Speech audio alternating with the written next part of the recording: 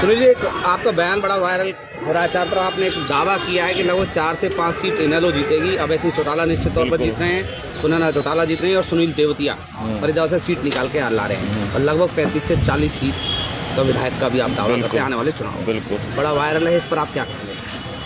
भाई, मैंने तो जो अंदाजा जो लोगों को देखा है, जैसा माहौल अपने क्षेत्र के हिसाब से और जैसी कवरेज मीडिया की आ रही है लगभग हर क्षेत्र से, तो उसी के हिसाब से अंदाजा लग रहा है कि 4 कम से कम लोकसभा की सीटें इनेलो इस बार जीतेगी 10 में से।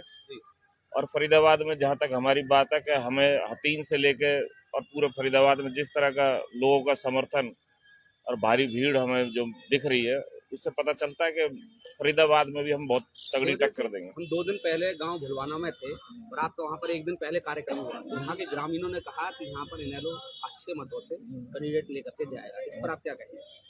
वो सिर्फ भुलवाना की नहीं, लगभग हर गांव की, हर छत्तीस बरादरी की यही है कि कांग्रेस और भाजपा के 10-10 साल देख लिए लोगों ने, तो लोग चाहते हैं कि जैसे संघर्षशील और लोगों के काम करने वाली सरकार 1999 से 2005 तक चौधरी ओम प्रकाश चौटाला जी की थी, वैसी सरकार लोगों को अब दोबारा चाहिए। दिन प्रतिदिन चुनाव बदलता जा रहा है, चुनाव में लगभग 6 दिन शेष रहे। किस नजरिए से देखते हैं चुनाव को लास्ट के समय?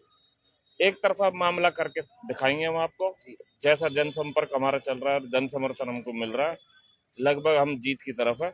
और 23-25 तारीख को ये बात सबको पता भी चल जाएगी। 9 विधानसभाएं, 9 में से आपने कितनी विधानसभाएं लगभग आपने सही तरीके से? हमने लगभग एक बार तो सारी 9 की 9 कर चुके हैं हम।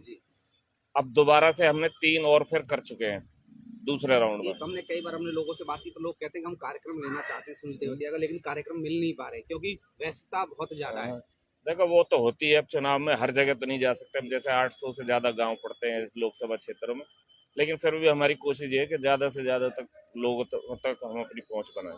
कोई अपील करना चाहेंगे लोगों? भाई, यही अपील करना चाहूंगा कि 10-10 साल दोनों के देखे।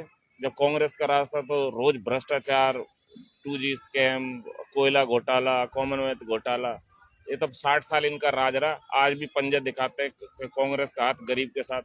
इन पे 60 साल इनके राज में गरीबी नहीं हटी और ये फिर वही दावे कर रहे हैं, तो ये तो कोई तुक वाली बात नहीं है। भाजपा का शासन भी 10 साल में लोगों ने देख लिया। जिस महंगाई के नाम पे ये आए थे, उस महंगाई को, जो सिलेंडर 400 रुपए का था आज 1100 रुपए का है, जो 1 तोला सोना 2014 में 25,000 रुपए का था वो 75,000 रुपए तोला हो गया, जो पेट्रोल 44-45 रुपए लीटर था वो आज 100 रुपए लीटर हो गया।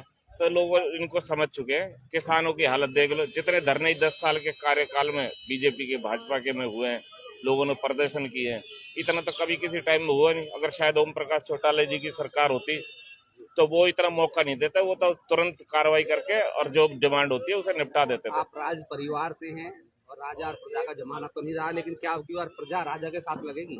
बिल्कुल लगेगी। अब 4-4 पीढ़ियां राजा बलराम सिंह से लेकर राजा नाहर सिंह तक देश पे शहीद हुए हैं। ये तो लोगों को सोचने की जरूरत है कि उन्हीं जो 30-35 साल से जो बनते आ रहे हैं, उन्हीं के साथ जाना है कि नई विकल्प की तरफ जाना है।